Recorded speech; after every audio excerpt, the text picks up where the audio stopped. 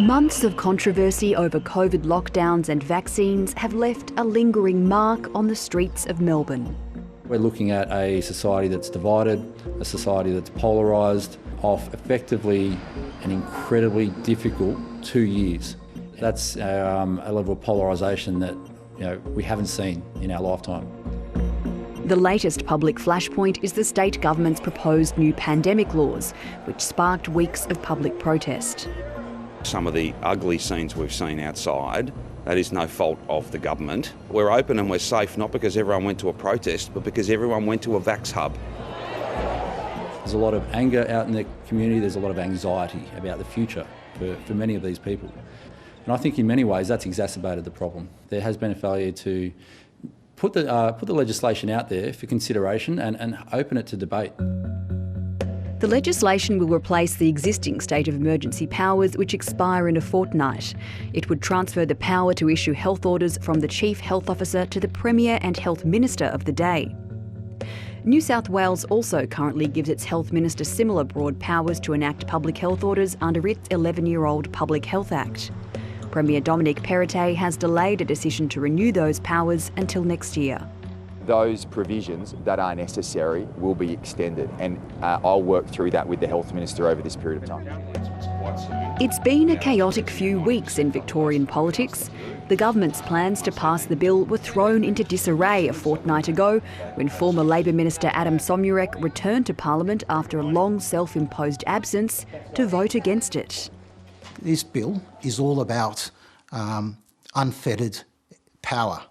We're withdrawing civil liberties. What we need is to make sure that we've got the safeguards and checks and balances in place. We need to make sure that we've got accountability mechanisms, scrutiny mechanisms, oversight mechanisms, all bolstered up.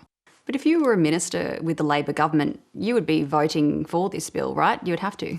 Well, yeah, and that's people say, why are you turning up the vote? Is this revenge? I'm not bound to vote with them, so why would I? Now, so it's not revenge, your move? Absolutely not. There is no place for revenge in public life. My job now is to scrutinise the government. I haven't sort of been converted to this cause all of a sudden. I have very strong beliefs on this. Adam Zomirek was sacked last year over allegations he was involved in branch stacking and faced days of questioning at the recent anti-corruption inquiry. He sat down with 7:30 for one of his first interviews since then. How credible is your position on this, given at the moment you're being investigated by Victoria's Anti-Corruption Commission? I would hope that that's your question and not the question from the Andrews Labor government. I write my own questions, so it's mine. Sorry, that wasn't having a go at you. What I'm trying to say, the point I was trying to make is there will be a lot more people disenfranchised than me if you're looking at branch stacking as an allegation. The re-emergence of Mr Zomirek forced the government to seek the support of other key crossbenchers, spending late nights locked in meetings to secure the crucial votes of Rod Barton and Clifford Hayes.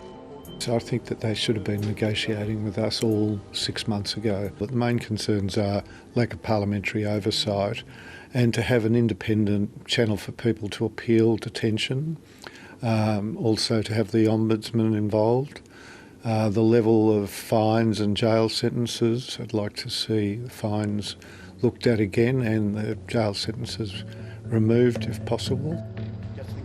Today the government announced it had agreed to 6 amendments to secure the vote of Rod Barton, giving it the numbers to pass the bill. This is a far better bill than what we had, and we have curbed the powers of this government. Clifford Hayes told 7:30 he's been consulting widely and won't be supporting the bill, as some of his key demands were not met. I think the bill sort of set up a way of permanently entrenching a state of emergency, which I don't think is right if we're going to manage pandemics into the future. Today, protesters gathered outside Victoria's Parliament again as the government prepared to vote on the legislation. Despite the likely passage of the bill, extremism expert Dr Joshua Roos is concerned the public discontent may give rise to growing extremism. We're actually seeing a serious turn away from democratic debate and conversations to a really quite insidious threat to democracy. We have to see the threat on the one hand, but we've also got to understand there's a lot of anger and a lot of resentment and anxiety out there, and we've got to take that seriously.